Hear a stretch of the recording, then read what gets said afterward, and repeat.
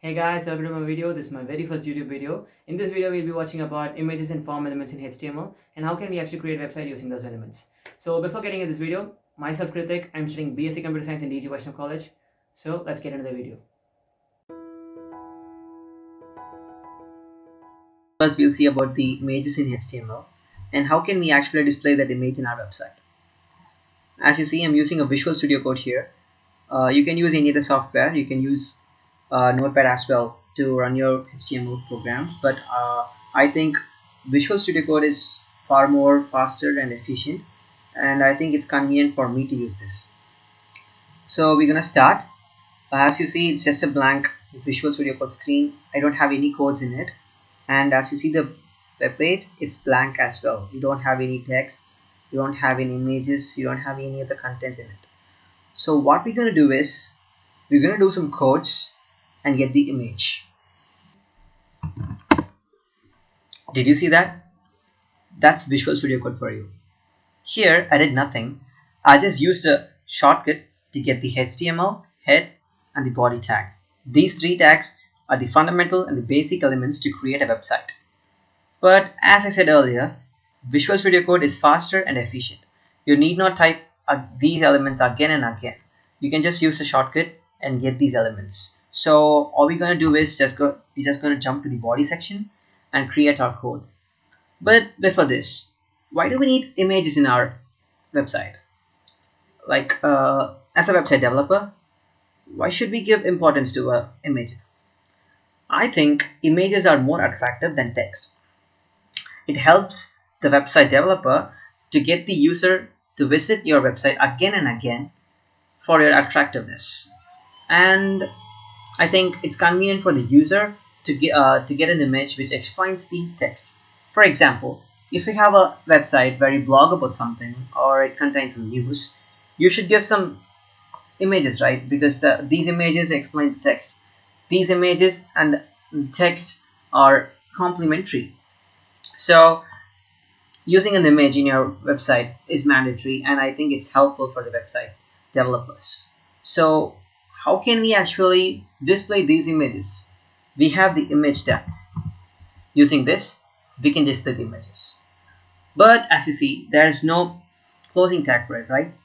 For example, you have a head tag and a closing tag for head, but you don't have any closing tag for image. It's because it doesn't have any content in it. As you see, in a head tag, you have some content, right? Meta tag, title tag, like that. But in image, it's all about image. It doesn't have any content. So it's a self-closing tag. So you need not close it again. So with this, we get into the image tag. You have two elements in it, right? As you see, there's src and alt. What is src? src is for source, where you give the path of the image, where the website actually can access your file using the path. For example, we have an image, we already downloaded it, so all we're going to do is copy that path. I'm just pasting it here. So we have a path for our image, so we'll save it. So we'll go to the website. It's blank, right? So we'll refresh it. We got the image. So this is how we display an image in our website. In some cases, the browser does not show some images which has to be displayed to the user. Due to various reasons, the website blocks it or the browser doesn't want to show it. In such cases, the user won't be able to access the image. So at least to know some information about it, the alt element is used. This alt element contains some text which has the information about the picture. This alt element is an optional element, so it's up to you to use this element.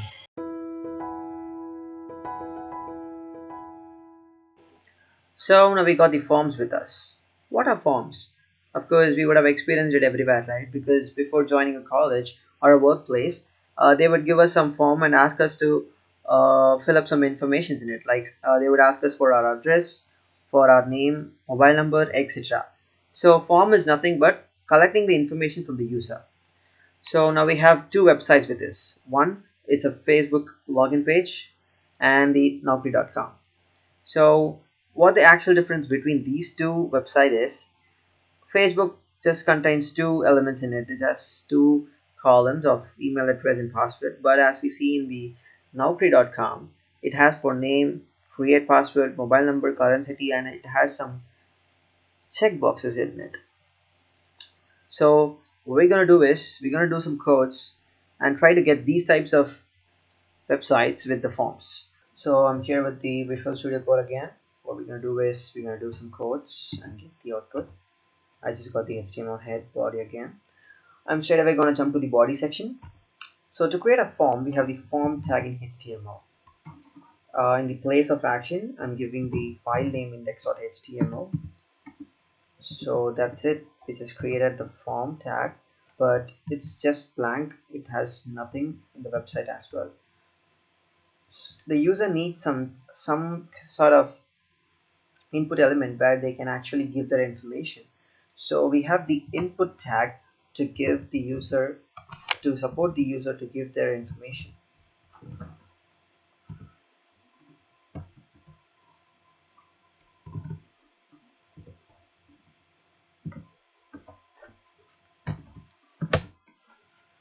So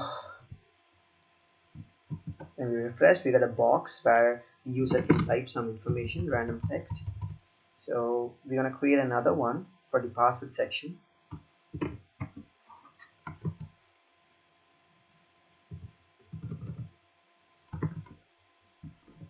So we got two boxes, one for password and one for username, but the user does not know which is for username and which is for password. So what we're gonna do is we're gonna label these things using the label tag. First, I'll create a class for it because I'll tell you about it later why I'm creating a class. I'll say username, say the class name. So now we're gonna give a label tag. Now I'll say why I use a class name here. Why I use a class? Because it asks for no. So we'll use this name, this class name in the for place. So now this label is for this input. So the web browser will understand this label is for this input. So I'm going to give the name, email address. Similarly, I'm going to create a label for password. I'll give the for as password and I'll create a class for it. Password.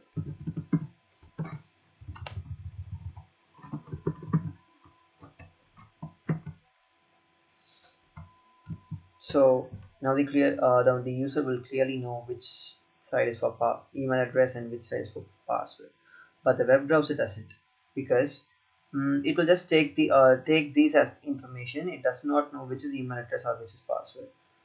So to give that, we have the name attribute in HTML. This name attribute will tell the browser that this thing here, this password thing is for password section and this is for email address section.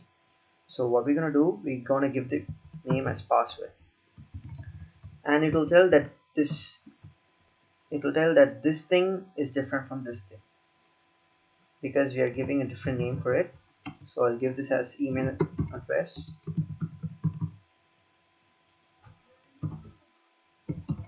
Save it.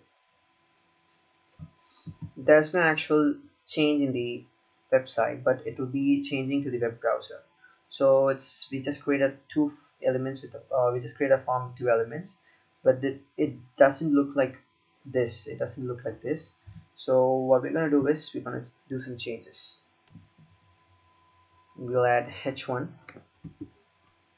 to the form to give the header. I'll say sign up.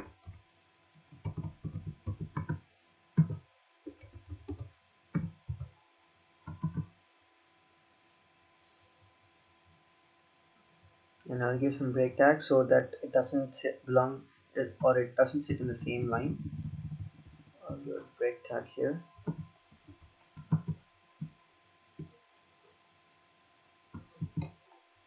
So we got a sign up text here, but we don't have a button. So what we're gonna do, we're gonna just create a dummy button.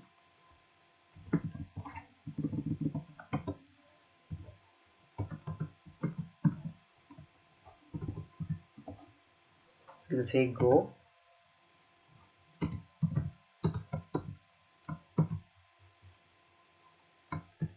So we got a button here.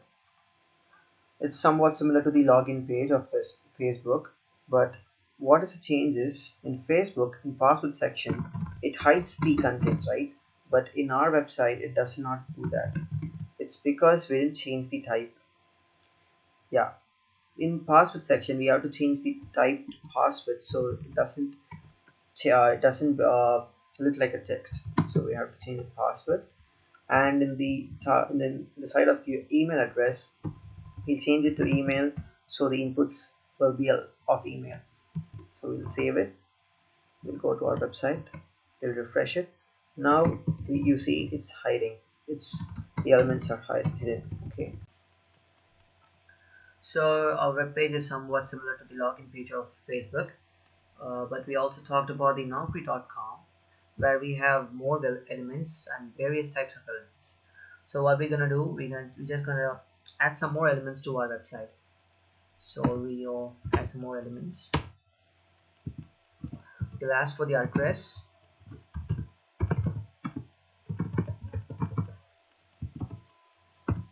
We'll give the class name as address.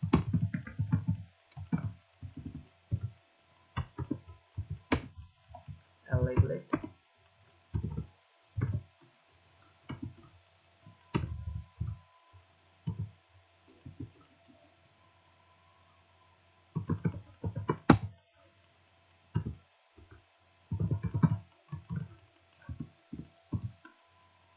Your address.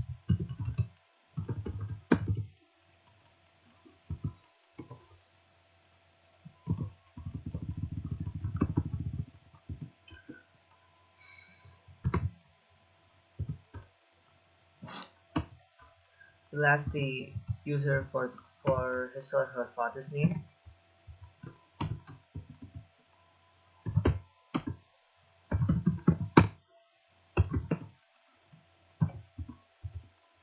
Creating a class father's name.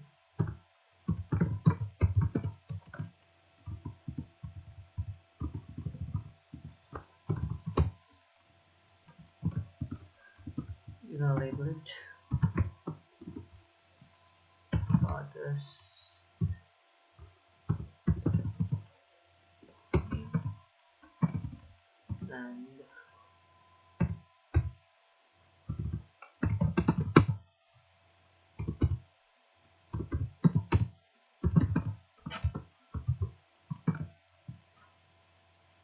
refresh and see.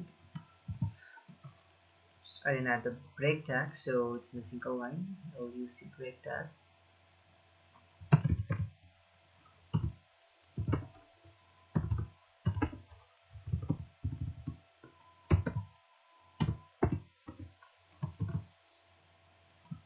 So we just add two more elements to our web page. So we'll add some more elements to our web page. We will ask our user whether he's a student or a teacher by using a radio button. So the type is radio because we are using radio button.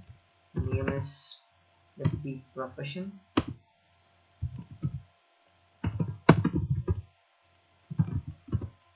Class should be teacher.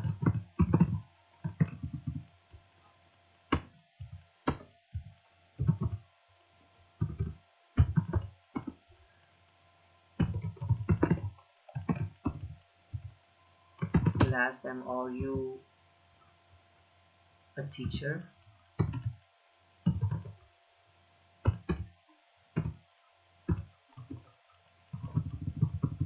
We will add one more element. The type is again radio.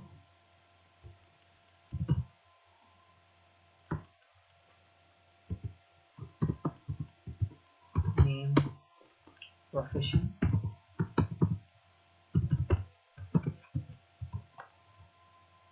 Class is student.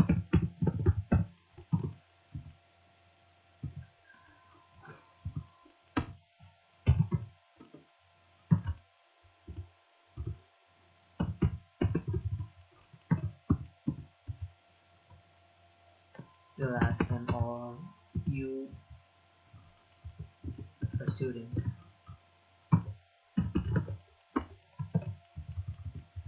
So we'll insert the break tags to separate them.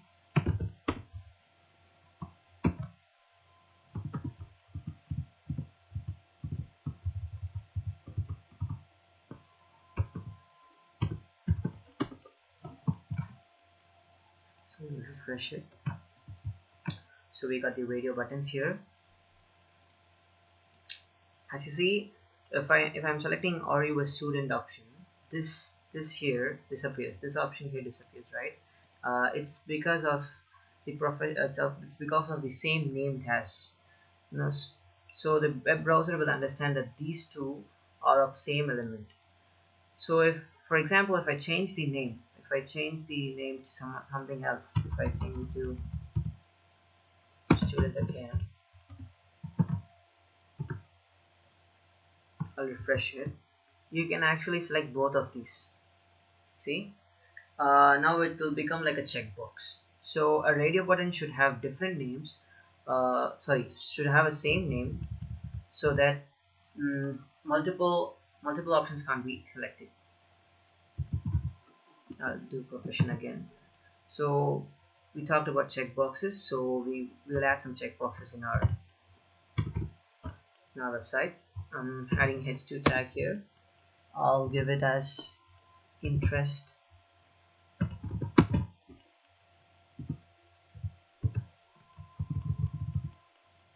So we'll do some input.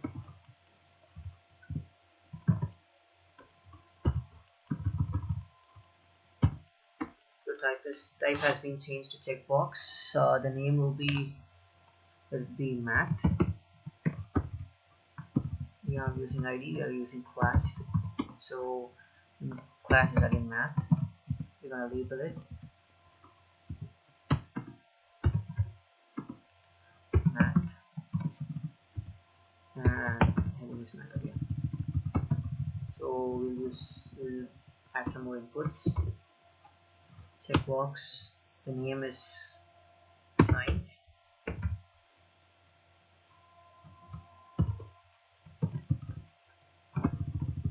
Class name science.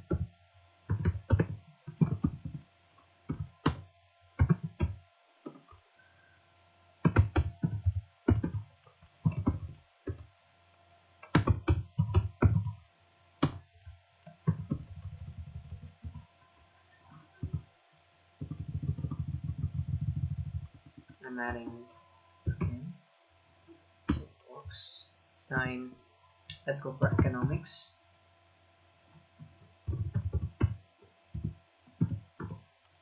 Save it. This is of class, so I'm changing it to class. I use eco.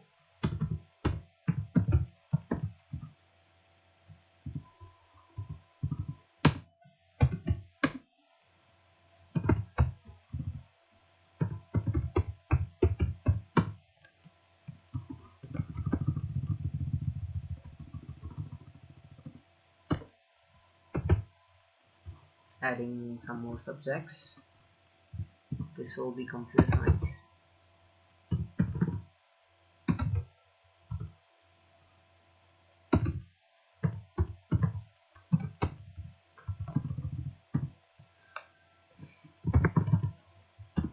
And do CS. Go CS.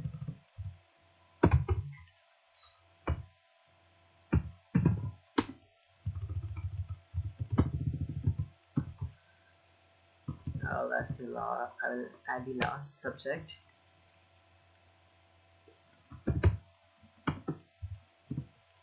We'll name it as arts. Class is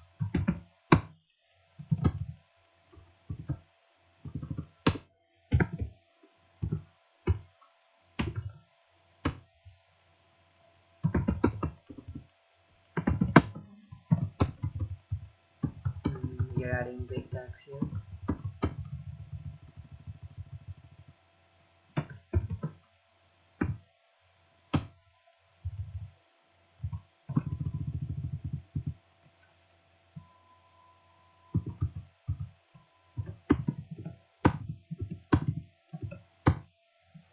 Save it.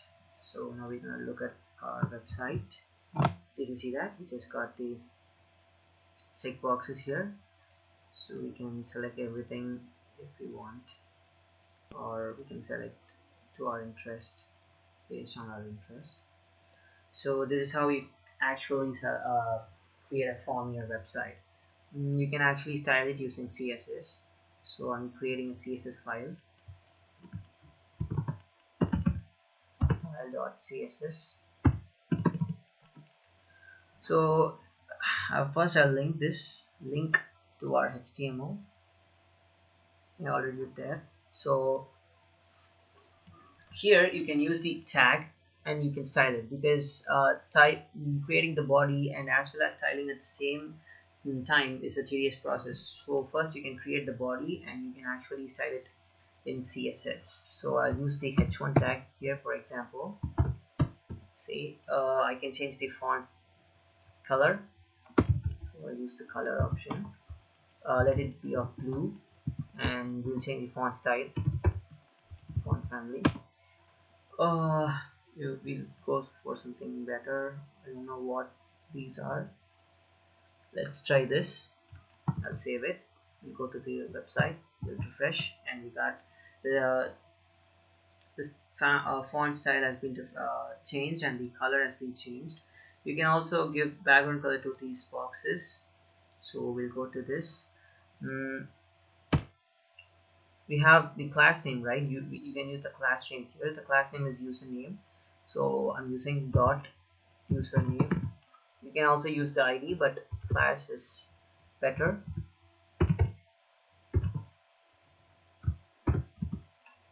So username, I'll change the background color. I'll change it to this. I'll change the font color. Let it be black.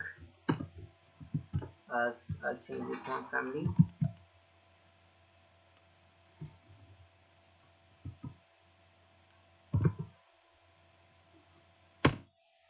I'll save it. So when you go to the website, did you see that the background has been changed? The font is black now, and the font style, font family has been changed. So this is how you can actually style your HTML and your website using CSS. Hey guys, so thanks for watching this video. I hope this video helped you. So thanks for watching and have a good day.